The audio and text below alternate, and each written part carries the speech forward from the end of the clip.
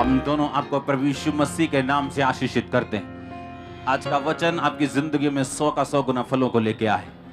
यीशु मसीह के पवित्र नाम में हम मांगते हैं, आमीन। ऊंचा ब्लेसिंग, ऊंची चर्च, जोर से तारीफ करो, जोर से तारीफ करो आज के वर्ड के लिए। जोर से जोर से जोर से खुदावंद की आत्मा के लिए तारीफ करो, जोर से। मेरा ये बिलीव है कि परमेश्वर एक नेक्स्ट लेवल के लिए आपको तैयार कर रहा है राइट नाउ। ये नेक्स्ट लेवल आपकी लाइफ में, आपकी स्पिरिचुअल लाइफ, आपका फाइनेंशियल, आपकी फैमिली लाइफ, ये हर एक लाइफ में नजर आएगा जो आपके साथ जुड़ी हुई।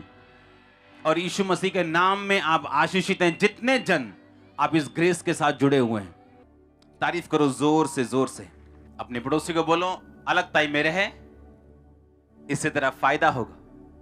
परमेश्वर वो काम कर पाएगा, तुझे तैयार कर पाएगा जिसके लिए उसने तुझे अपने पास बुलाया। उसकी बुलाहट को व्यर्थ ना कर, अलग रहे। अविश्वासी का विश्वासी से कोई नाता नहीं। फिर से बोलो पड़ोसी को, अलग रहे ताकि परमेश्वर तुझे बनाए और वो काम कर सके जिसके लिए तू बुलाया गया। एक बार जोर से तारीफ करो आज के दिन के लिए। आप रियली ब्लेस्ड हो आज यीशु मसीह के नाम में। अब मेरी प्रेयर रिक्वेस्ट आप हैं, मेरी प्रेयर रिक्वेस्ट क्रिश्चियनिटी है, मेरी प्रेयर रिक्वेस्ट चर्च है, मेरी प्रेयर रिक्वेस्ट, आप समझ रहे हैं मेरी बात को। अब वो मसले खत्म हो चुके हैं जो पर्सनल लोगों के चलते हैं। वो बाय गॉड्स ग्रेस परमेश्वर ने ऐसी पोजीशन अब दी है, ऐसी ग्रेस दी है जहां से मैं आपको परमेश्वर का मन बता सकूं कि परमेश्वर के हार्ट में क्या है और वो क्या चाहता है। हालेलुया। इसलिए आपने देखा होगा कोई भी चीज चर्च को सरप्राइज नहीं करती, कोई भी चीज चर्च को शॉक नहीं करती, क्योंकि परमेश्वर मुझे तैयार कर रहा है अब अगली बातें आपको बताने के लिए।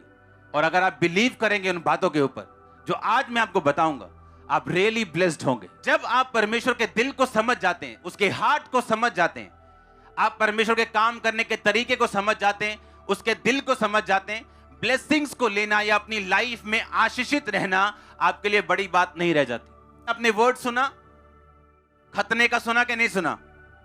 आत्मिक खतना किसे कहते हैं, सुना कि नहीं सुना? उस वर्ड के पीछे परमेश्वर की ब्लेसिंग्स छुपी हैं। उस वर्ड के पीछे ही आपकी सारी सक्सेस, आपकी सफलता छुपी है। आप जानते हैं बाइबल में परमेश्वर मोआबियों से और अम्मोनियों से नफरत करता रहा और राजाओं को, अपने अभिषिक्त राजाओं को कहता रहा उनको मार दो, उनके पशु भी मार दो। किसी को उसका मतलब नहीं मालूम था कि ऐसा परमेश्वर उनसे नफरत क्यों करता, क्योंकि मोआबी जो थे वो एक स्त्री के अपने बाप के साथ सोने से पैदा हुए थे। इसलिए परमेश्वर मोआबी लोगों से नफरत करता था क्योंकि वो पाप से पैदा हुए थे।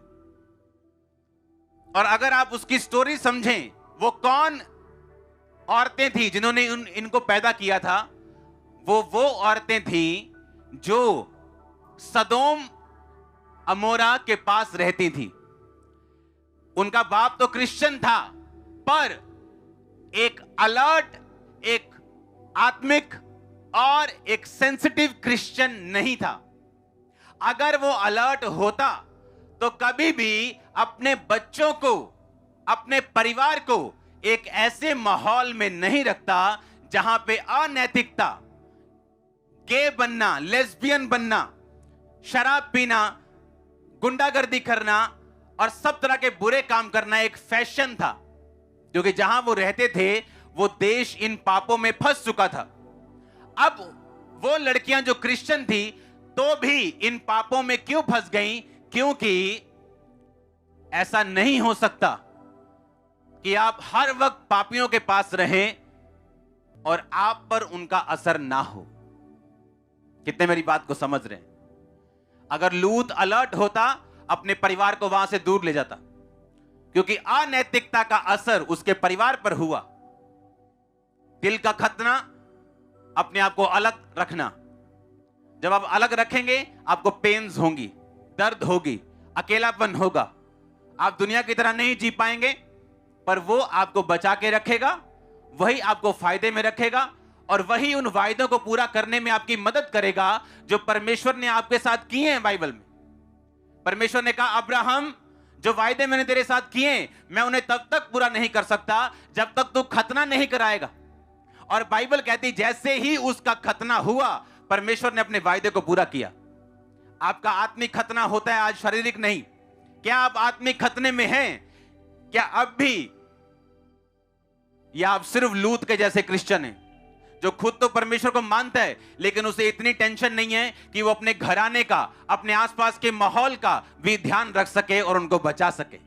अगर आप परमेश्वर की बातों को ध्यान दें तो परमेश्वर ने एक वचन में लिखा अब्राहम के साथ कि मैं अब्राहम को आशीष दूंगा, क्योंकि मैं ये जानता हूं कि अब्राहम सिर्फ खुद ही नहीं पर अपने आने वाली जनरेशंस, अपने बच्चों को भी ये आज्ञा देगा कि वो यहोवा के मार्गों के ऊपर दृढ़ और अटल बने रहें। ये कारण था अब्राहम की ब्लेसिंग का, वो खतने में था। ये कारण था अब्राहम की ब्लेसिंग का। जब हम ऐसी संगति में होते हैं जो लोग परमेश्वर के करीब हैं और मन का खतना कर चुके, वो लोग चाहे कम बुद्धिमान भी हों तो भी मरते नहीं, चाहे वो कम स्पिरिचुअल भी हों तो भी मरते नहीं। आप जानते हैं जो अब्राहम और सारा की जो नौकरानी थी, बाइबल कहती है हाजिरा, अब्राहम ने जब उसे निकाला, परमेश्वर ने कहा इन्हें निकाल दे, और अब्राहम ने उसको पानी और रोटी दी और निकाल दिया, और वो एक जगह जाके रोने लगी। और परमेश्वर का दूत उसे पता क्या बोलता है? कहता मैंने उस लड़के की प्रार्थना सुनी, तेरा रोना नहीं मैंने देखा, तू रो रही मैंने ये नहीं देखा। बाइबल कहती वो इसलिए रो रही थी कि अब मेरा लड़का मर जाएगा। दूत ने कहा नहीं, मैंने उस लड़के की प्रार्थना सुनी। पता है क्यों? क्योंकि वो लड़का खतना किया, एक फैमिली का हिस्सा था, अब्राहम का एक हिस्सा था। उसे मालूम था अब्राहम कैसे प्रार्थना करता है, अब्राहम कैसे जब दिक्कत में होता है तो क्या करता है, जब मुश्किल में होता है तो कैसे प्रार्थना करते हैं। उसको देखकर उसको प्रार्थना करनी आती थी और वही उसकी जिंदगी के बचने का कारण बन गई। कितने मेरी बात को समझ रहे हैं? चाहे उस समय शारीरिक रूप से उसका खतना ना हुआ हो, लेकिन वो एक ऐसे धार्मिक परिवार में था जहां उनको प्रार्थना करना और परमेश्वर को प्रसन्न करना आता था। हालेलुया। अगर हम चाहते हैं हमारे वायदे पूरे हों जो खुदावंद ने हमारे साथ किए हैं, तो हमें खतने वाली जिंदगी को बिताना पड़ेगा। और हमारा खतना अब शारीरिक नहीं, बोलो मन का है। ऊंची आवाज में बोलो, बोलो पड़ोसी को, फिर से बोलो मन का खतना कर। आमीन। आप जब मन का खतना करते हैं, आप फिर उन दोस्तों के साथ बेस्ट फ्रेंड नहीं रह सकते, आप उन लोगों के साथ नहीं रह सकते जिनका परमेश्वर के साथ कोई लेना देना नहीं है। आप अंधेरे के लोगों के साथ संगति नहीं कर सकते, आप उनके बेस्ट फ्रेंड नहीं बन सकते। आपकी एक अलग लाइफ होती। जैसे शारीरिक खतना दर्द वाला होता था, वैसे आत्मिक खतना भी दर्द वाला होता है। लेकिन जिन्होंने दर्द नहीं सही और दर्द ना हो इसलिए खतना नहीं करवाया, तब शरीर का और अब आत्मा का या मन का वो लोग कभी सक्सेसफुल नहीं हुए। हालेलुया। परमेश्वर ने आपको सफल होने के लिए बुलाया। उसने आपको फालतू में नहीं बुलाया, उसने अपना लहू फालतू में नहीं बहाया, उसने आपको किसी काम को करने के लिए बुलाया। और ये परमेश्वर का प्लान आपकी लाइफ में पूरा होगा अगर आप मन का खतना करके चलेंगे। तो आप जानते बहुत सारी चीजें आपकी लाइफ में सॉल्व होती जब आप स्पिरिचुअल लाइफ में एक कदम आगे बढ़ाते हैं। जिस चीजों ने शारीरिक रूप से आपको फंसाया हुआ, चाहे वो फाइनेंशियल ट्रबल हो, चाहे वो फैमिली ट्रबल हो, शारीरिक ट्रबल हो, आत्मिक ट्रबल हो, किसी भी तरह की मुश्किल हो, वो हर एक मुश्किल का हल आपकी स्पिरिचुअल लाइफ में जब आत्मिक जिंदगी में आप अगला कदम रखते हैं, आपका वो हल होना अपने आप शुरू होता है। आपको मालूम क्या? हर एक शारीरिक ट्रबल का, हर एक शारीरिक मुश्किल का हल आत्मा में आगे बढ़ना है। इसलिए शैतान आगे नहीं बढ़ने देता। व्यभिचार में फंसाएगा, चीजों में फंसाएगा, फालतू चीजों में उलझाएगा, क्योंकि उसे मालूम है हर एक चीज का हल आत्मा से शुरू होता है। आप जितनी मर्जी कोशिश कर लो, आप सेब पैदा नहीं कर सकते, लेकिन उस बीज के अंदर से सेब निकलेगा। ये रूल है। जब आप एक कदम आगे रखते हैं आत्मिक जिंदगी में, ऑटोमेटिकली आपकी दूसरी मुश्किलें और ट्रबल, चिंताएं और बोझ परमेश्वर उन्हें हल्का करना शुरू करता है, क्योंकि वो चाहता है कि आप आत्मा में आगे बढ़ें। और आत्मा में आगे बढ़ने के लिए जितनी दिक्कतें आपको होंगी, अगर आप जेन्युइन हैं और अपनी जगह से नहीं हटेंगे और लगातार खड़े रहेंगे, तो वो उन दिक्कतों को भी दूर करेगा, वो खुद दूर करेगा। अगर आप जेन्युइनली दिखाएंगे और लगे रहेंगे और खड़े रहेंगे और अड़े रहेंगे, मोस्टली लोग, मैंने देखा अपनी लाइफ के एक्सपीरियंस में, तब गिरते हैं जब उनका ब्रेक थ्रू या उनकी ब्लेसिंग बहुत नजदीक होती। शैतान को पूरा तो नहीं मालूम होता, लेकिन उसे कुछ स्मेल आती, और तब उन दिनों में वो ज्यादा जोर लगाने की कोशिश करते हैं जब आपकी ब्लेसिंग नजदीक होती। और अगर उस टाइम को आप पार कर गए, वो टेंशन का हो, बीमारी का हो, मुश्किलों का हो, नेक्स्ट लाइफ आपका वेट कर रही होगी बाहें खोल के। ओ आमीन, आमीन ऊंचा चाहिए चर्च। आप ब्लेस हैं यीशु मसीह के नाम में, आमीन ऊंचा दो आशीष आपकी। आप तैयार हैं स्पिरिचुअल लाइफ में आगे बढ़ने के लिए? अगर आप एक वचन को पढ़ें, सबसे पहले वो वचन हम पढ़ेंगे फिलिपियों 4 उसकी 10 आयत को हम पढ़ेंगे अपनी स्क्रीन के ऊपर। उसमें लिखा, मैं प्रभु में बहुत आनंदित हूं कि अब इतने दिनों के बाद तुम्हारा विचार मेरे विषय में फिर जागृत हुआ, कि निश्चय तुम्हें आरंभ में भी इसका विचार था, परंतु तुम्हें अवसर ना मिला। अब यह नहीं कि मैं अपनी घटी के कारण यह कहता हूं, क्योंकि मैंने ये सीखा है कि जिस दशा में हूं उसी में संतोष करूं। 13 आयत, जो मुझे सामर्थ्य देता है उसमें मैं सब कुछ कर सकता। मैं 16 से पढ़ूंगा। इस प्रकार जब मैं थिस्सलुनीके में था, तब भी तुमने मेरी घटी पूरी करने के लिए एक नहीं 2 बार कुछ भेजा था। ये नहीं कि मैं दान चाहता हूं, परंतु ऐसा फल चाहता हूं जो तुम्हारे लाभ के लिए बढ़ता जाए। मेरे पास सब कुछ है, वरन बहुतायत से भी है। जो वस्तुएं तुमने इपीफ्रुदीतुस के हाथ से भेजी थी, उन्हें पाकर मैं तृप्त हो गया हूं। वह तो सुगंध और ग्रहण करने के योग्य बलिदान है जो परमेश्वर को भाता है। और मेरा परमेश्वर भी उस धन के अनुसार जो महिमा सहित मसीह यीशु में है, तुम्हारी हर एक घटी को पूरा करेगा। इस वचन को आपने पढ़ा, पौलुस कह रहा है कि मेरा परमेश्वर उस धन के अनुसार जो महिमा सहित मसीह में है, तुम्हारी हर घटी को पूरा करेगा। यह वचन किन के लिए है? इसको समझने के लिए हमें फिलिप्पियों उसका 1 बाब उसकी 1 और 2 आयत को पढ़ना पड़ेगा।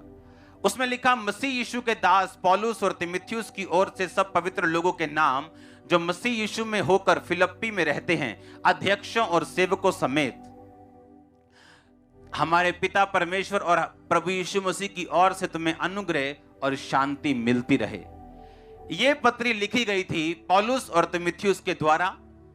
किन लोगों के लिए? सब पवित्र लोगों के नाम। पवित्र किनको बोला जाता था? जो मसीह में थे, मसीह को ग्रहण कर चुके थे, बैप्टाइज्ड हो चुके थे, मसीह की टीचिंग के पीछे चलते थे, जो मसीह यीशु में होकर फिलिप्पी में रहते हैं, अध्यक्षों और सेवकों समेत। वहां के अध्यक्ष यानी चर्च के हेड और सेवक यानी सब काम करने वाले। पौलुस ने कहा, मेरे और तीमुथियुस की ओर से सब पवित्र लोगों के नाम जो फिलिप्पियों में रहते हैं, वहां के पास्टर्स और डीकन्स के समेत। एक पत्री भेजता है पौलुस फिलिप्पियों की कलीसिया को, अविश्वासियों को नहीं, फिलिप्पियों की कलीसिया को। और पौलुस कहता है, मेरे पास कहता सब कुछ है, वरन बहुतायत से है।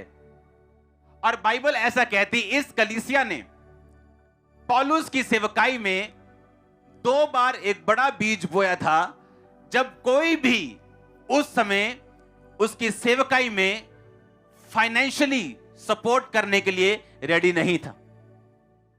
और बाइबल कहती, जब वो पत्री को लिख रहा था, उसने कहा कि तुमने एक नहीं वरन 2 बार भेजा। कहता, मैं दान नहीं चाहता, पर ऐसा फल चाहता हूं जो बढ़ता जाए। पौलुस के पास सब कुछ था, बाइबल कहती। वो खुद एक बिजनेसमैन था और तंबू सीने का काम करता था। और बाइबल कहती, वो उसने अपनी जीवनी, अपना जीवन कलीसिया के पैसों पर नहीं चलाया। उसने अपना जीवन अपने बिजनेस के पैसों से चलाया। वो कलीसिया से तनख्वाह नहीं लेता था, कलीसिया पर भार नहीं डालता था, अपना खर्चा कलीसिया के ऊपर नहीं रखता था। और बाइबल कहती, उसने कलीसियाओं को लिखा कि मैंने एक बाप की तरह, जिस तरह बाप कमाकर अपने बच्चों का पालन पोषण करता है, मैंने भी बाप की तरह खुद कमाया और तुम्हारा पालन पोषण किया। पर पौलुस की सेवकाई में जब सेवकाई के काम होते थे, बाइबल कहती कलीसियाएं उसके जीवन में बोती थी, और पौलुस उस चंदे से जो काम परमेश्वर बोलता था वो काम वो करता था। और इसीलिए पौलुस ने 19 आयत में लिखा कि अब मेरा परमेश्वर उस धन के अनुसार जो महिमा सहित मसीह यीशु में है, तुम्हारी हर घटी को पूरा करेगा। अब ये वचन बहुत से लोग क्लेम करते हैं कि परमेश्वर तू अब मेरी हर घटी को पूरा करेगा उस धन के अनुसार जो महिमा सहित मसीह यीशु में है। बल्कि ये वचन सब लोगों के लिए नहीं, ये वचन उन लोगों के लिए था और है अब भी, जो लोग ये विश्वास करते हैं कि हमें परमेश्वर के किंगडम के लिए हमें बोना चाहिए। दूसरी बात, शैतान कभी भी आपको मौका नहीं देगा कि आप बो सकें, कभी भी। आज मैंने क्रिश्चियनिटी में एक बात सीखी, आप किस लेवल पे रहना चाहते हो, वो स्पिरिचुअल हो, वो फाइनेंशियल हो, ये परमेश्वर पे निर्भर नहीं करता, ये आप लोगों पे निर्भर करता है। आप किस लेवल पे रहना चाहते हो, वो फाइनेंस का हो, लाइफ का हो, ये परमेश्वर पे डिपेंड नहीं करता, बोलो हम पे डिपेंड करता है। उत्पत्ति 26 को हम पढ़ेंगे, उसकी एक आयत को। इसमें लिखा, और उस देश में अकाल पड़ा, और यह पहले अकाल से अलग था जो अब्राहम के दिनों में पड़ा था। सो इजहाक गरार को पलिश्तियों के राजा अबीमेलेक के पास गया, और यहोवा ने इजहाक को दर्शन दिया और कहा, मिस्र में मत जा, जो देश मैं तुझे बताऊं उसी में रह। 12 आयत को मैं पढ़ूंगा। फिर इजहाक ने उस देश में जोता और बोया, और उसी वर्ष में 100 गुना फल लाया, और यहोवा ने उसको आशीष दी। वह बढ़ा और उसकी उन्नति होती चली गई, यहां तक कि वह अति महान पुरुष हो गया। अगर आप मौके का इंतजार करेंगे कि कब मौका आए, मेरे पास कुछ हो तो परमेश्वर के लिए कि मैं कुछ कर सकूं, आप कभी नहीं कर पाएंगे। बाइबल कहती, इजहाक उस देश में जहां अकाल पड़ चुका था, उसने उस देश में बोया परमेश्वर के कहने के अनुसार, और 100 गुना फल लेके आया। जब हमारे दिल में परमेश्वर के लिए बोझ नहीं, तो जो वो कहता है कि जो तू बोएगा वो तू काटेगा। मैंने अपनी लाइफ में उन लोगों के हल जल्दी होते देखे जो लोग सेवकाई के साथ जुड़े हुए या खुद सेवा में। सेम मुश्किल विश्वासी उसमें 10 साल से फंसा हुआ है, लेकिन सेवा करने वाला 1 महीने 14 दिन में निकल जाता है। उस जो 10 साल से नहीं निकल रहा, क्योंकि जब आप क्राइस्ट की ग्लोरी के लिए, आप यीशु मसीह की महिमा के लिए, उसके नाम को फैलाने के लिए, उसके नाम को ऊंचा करने के लिए जीते हैं, आपकी वैल्यू बढ़ जाती है परमेश्वर के सामने। और जब आपकी क्राइस्ट की निगाहों में वैल्यू बढ़ जाएगी, आप पुकारेंगे, वो आपकी सुनेगा। आप जानते हैं ये सीक्रेट है, आपकी वैल्यू वर्थ कितनी है परमेश्वर की निगाह में, क्या वैल्यू है आपकी खुदावंद की निगाह में, क्या कंट्रीब्यूशन है आपका परमेश्वर के कामों में। अपने हाथों को उठा के बोलो हालेलुया, और बोलो मैं मन का खतना करता हूं, अलगताई में जीने का वायदा करता हूं।